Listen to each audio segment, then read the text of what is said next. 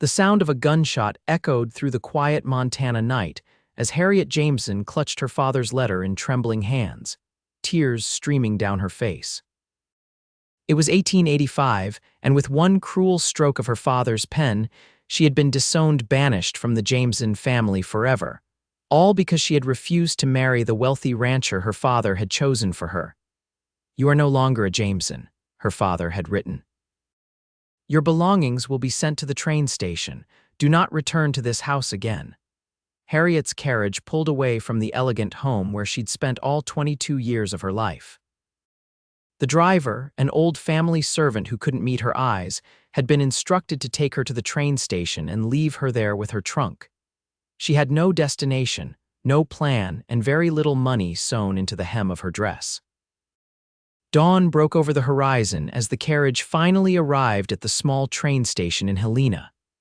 Harriet stepped down, her blue dress dusty from the journey, her dark blonde hair falling loose from its pins. The driver set her trunk down without a word, tipped his hat, and drove away, leaving her alone on the platform.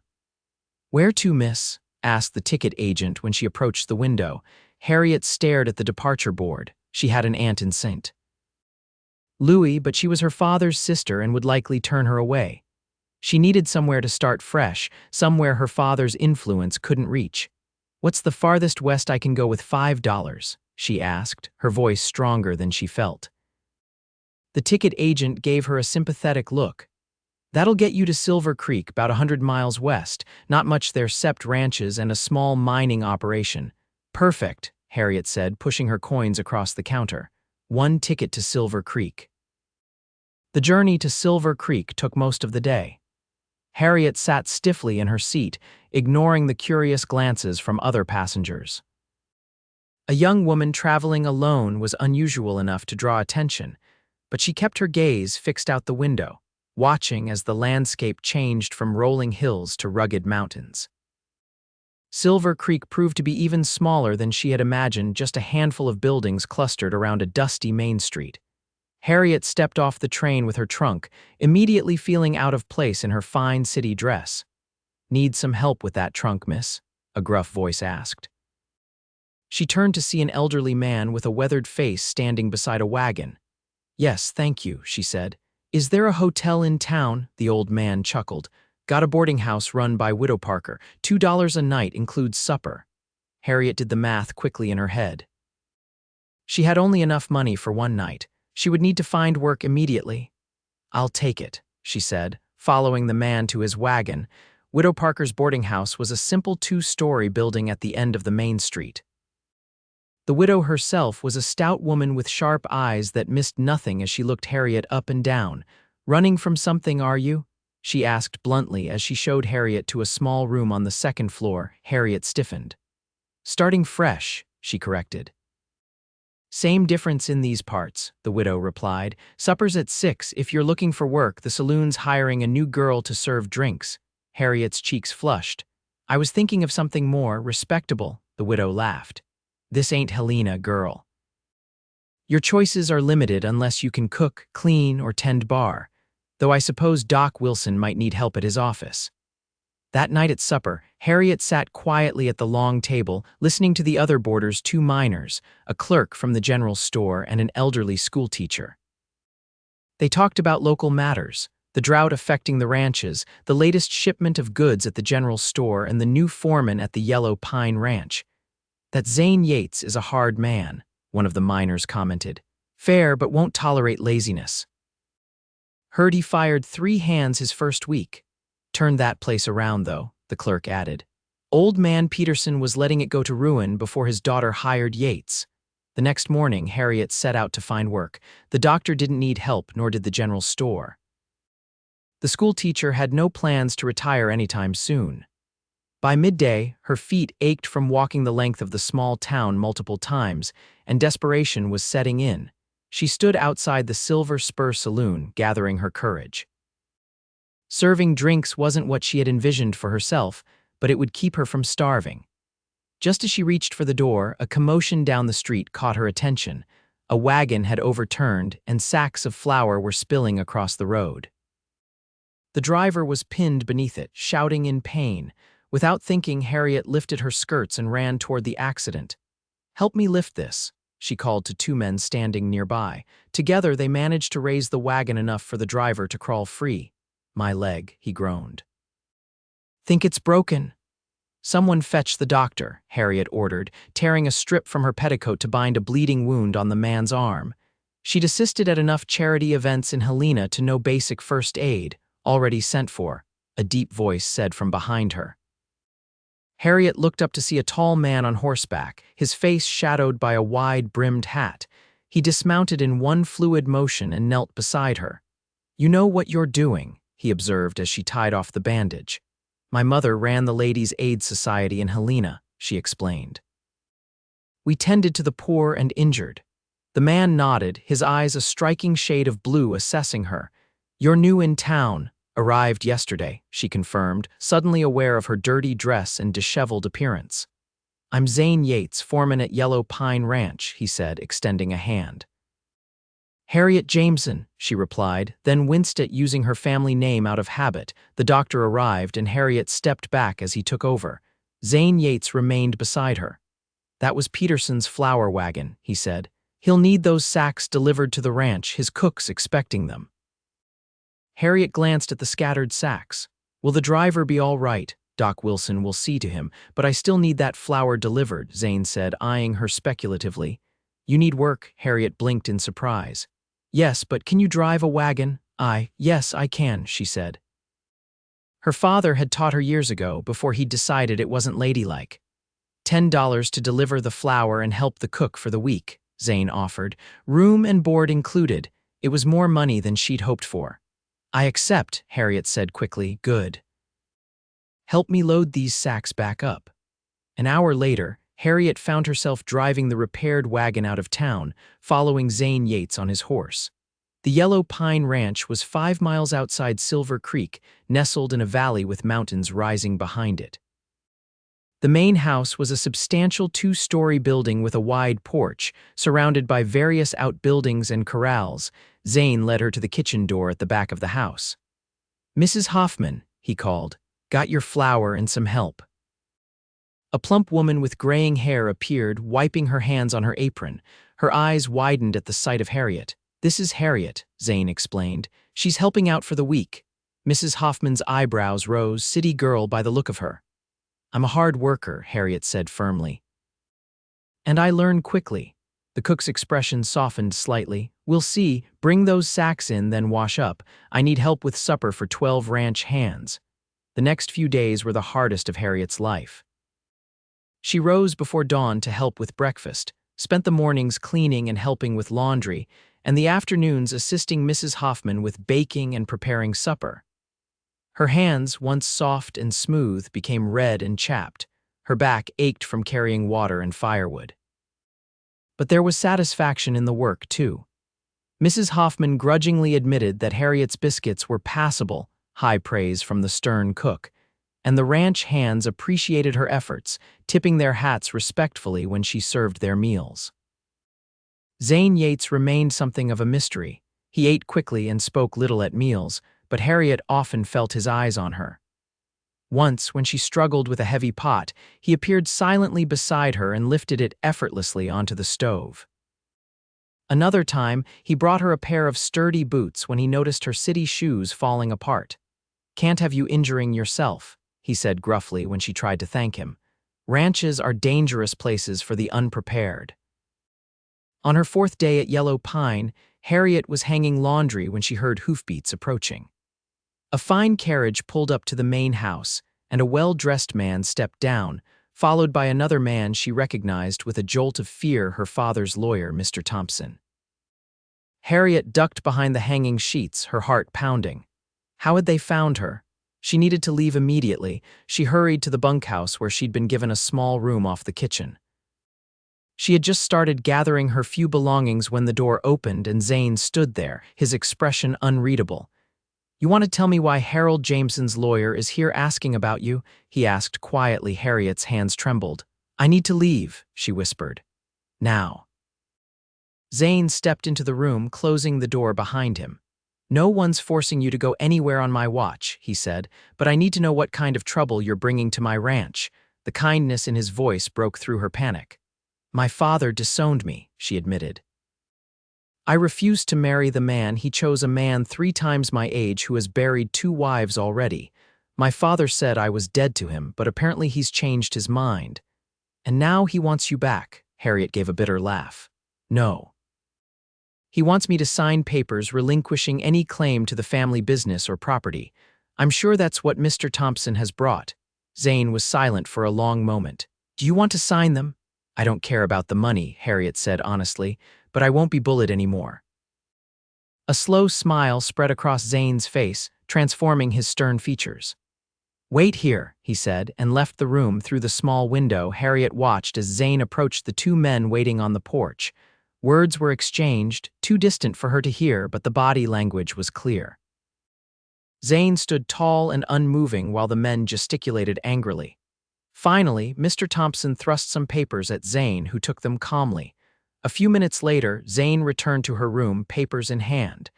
Your father's man says you need to sign these, he said, handing them to her. I told him you work for me now and I'd make sure you got them. Harriet took the papers with shaking hands. What did you tell them?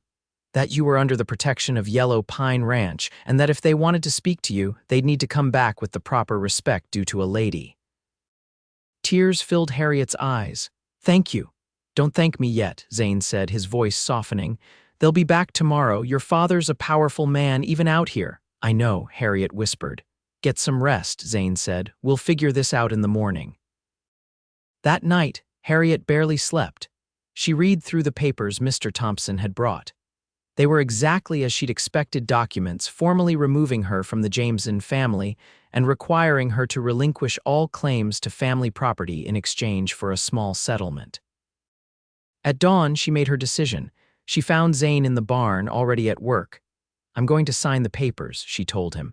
Take the settlement and start fresh. I don't want anything from my father. Zane nodded slowly. If that's what you want.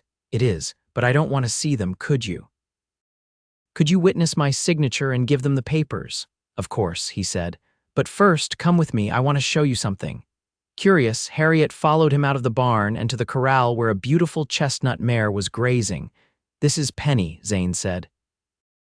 Best cow horse on the ranch, been training her myself. Harriet approached the fence and the mare trotted over, nuzzling her hand. She's beautiful, Harriet said. She's yours if you want her, Zane said. Part of your wages. Harriet turned to him in surprise. My wages wouldn't cover a horse like this. Consider it an investment, Zane said. In your future here, my future. Zane leaned against the fence, looking out over the ranch. Yellow Pine needs a good woman's touch. The owner, Miss Peterson, lives in San Francisco now. Place has been falling apart for years, until you came. I've only been here a few days, Harriet protested. Long enough, Zane said. Mrs. Hoffman hasn't complained once since you arrived. The men are happier with better meals. Even the house feels different. Harriet's heart beat faster at the intensity in his blue eyes. Stay, he said simply, as the cook's helper. As whatever you want to be, Zane said. Start as the housekeeper. I'll pay you fair wages. You'll have your own room in the main house in time. Well, in time we'll see. The implications of his words hung in the air between them. Harriet thought of the life she'd left behind, the parties, the fine dresses, the superficial friendships. Then she thought of the satisfaction she'd felt these past few days, the honest tiredness at the end of a day's work. I'll stay, she said. Zane's smile was like the sunrise breaking over the mountains. When Mr. Thompson and his companion returned later that day, Harriet met them on the porch of the main house, Zane standing solidly beside her. She signed the papers without hesitation. My father has banished me from his family, she said calmly as she handed the documents back. Please tell him I wish him well, but I won't be returning to Helena. Mr. Thompson looked between her and Zane, his expression calculating. Your father might reconsider his position if he knew you were in a respectable situation. You can tell Harriet Jameson, Zane said, his voice like steel, that his daughter is under my protection now. She'll want for nothing. After the men left, Harriet turned to Zane. You didn't have to say that. "It was the truth," he replied. "You've been banished from your own family, so now you'll belong to mine for the rest of time if you'll have us." The weeks that followed fell into a pleasant rhythm. Harriet moved into a comfortable room in the main house and took over managing the household. She learned to ride Penny, explored the vast acreage of yellow pine, and gradually found herself feeling more at home than she ever had in her father's mansion. Zane was often busy with ranch work, but he made time each evening to sit with her on the porch, watching the sunset and talking. He told her about growing up on a small farm in Texas, losing his parents to fever and working his way up from ranch hand to foreman. She shared stories of her mother, who had died when Harriet was 16, leaving her alone with her increasingly controlling father. As autumn approached, bringing cooler weather and golden aspen leaves, their friendship deepened into something more. The first time Zane took her hand as they walked back from the creek, Harriet felt a thrill of connection unlike anything she'd experienced before. "I've never met anyone like you," he told her one evening as they sat on the porch swing.